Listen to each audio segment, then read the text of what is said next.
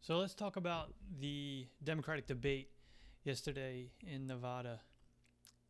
Um, just right off the start, it was just a shit show, huh? It was like a circular firing squad, and each candidate was just firing bazookas at the other.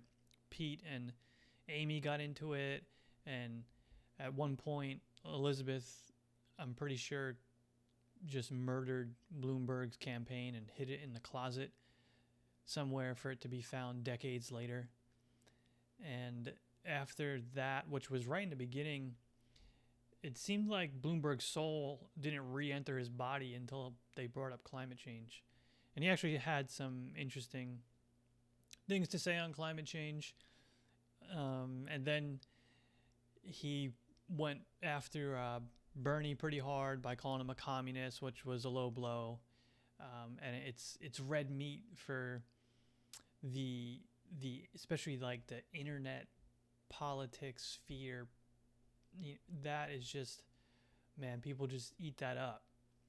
And then he really went after Bernie again on owning multiple homes, and he's like the richest socialist or whatever in the country, something like that. Uh, this argument, when people bring that up, that he has multiple homes and he claims to be a democratic socialist, is just insanely asinine. Um, Socialism has nothing to do, and he's not even a socialist, but socialism has nothing to do with whether or not someone owns multiple homes and whether or not they think it's okay for someone to own multiple homes. But hey, again, the people, they eat that stuff up and it plays well on the debate stage. Um, they went at each other pretty hard. I thought actually Joe Biden had a good night simply because he didn't just fumble over his own words and fall flat on his face like he had in past debates. This one was just a massive shit show from the start with each candidate.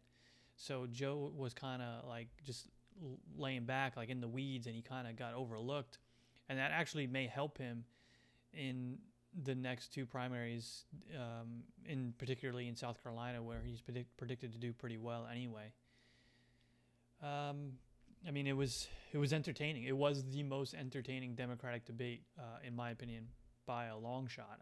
But it's not supposed to be entertaining. We're supposed to be learning about the candidates and what they're going to do for the country, and who's best equipped to beat the Mango Menace, because that's really, it's got to be the number one priority. They went so hard last night that it was a win for Donald Trump. Like, let's make no mistake. Like, they went so hard at each other, it just made him look good at the moment. I mean, don't get me wrong. As the weeks go by and the primaries go by and more debates go by, no one's gonna remember this instant. And when we actually have a nominee and they're debating Trump themselves, no one's gonna bring up the Nevada debate and how they went at each other. So I think it's good for the candidates to go at each other, as long as we can remember that we need to unify around one candidate, whoever that candidate is, and we need to make sure that candidate is capable of beating Trump in a national election. And I'm not sure.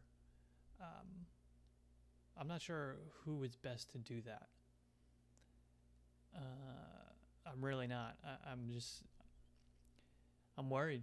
I mean, I'm worried that I don't think any one of them is best to do that.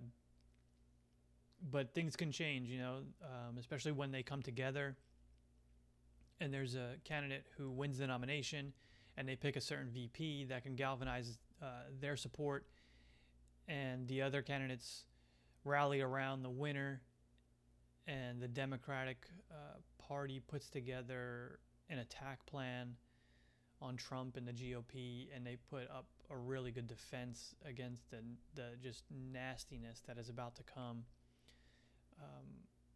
over the summer and into the fall. as the the rival to Trump's presidency becomes clear of who it is. So yeah, my takeaways were it was a circular firing squad. It was nasty. It was entertaining.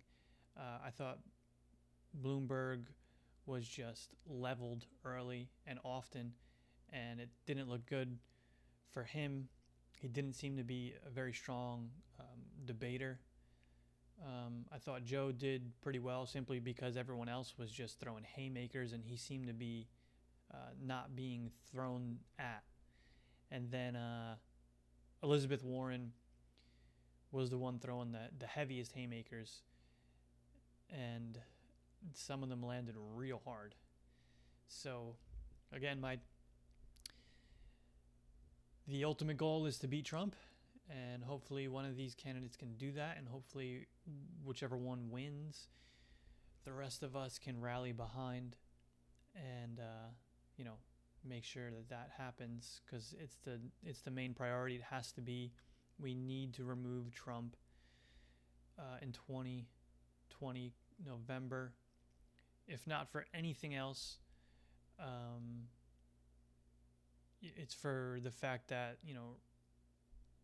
Ruth Ginsburg may not make it through another 4 years, and we all know we cannot have Trump pick another Supreme Court justice. That would just be disastrous for generations in this country.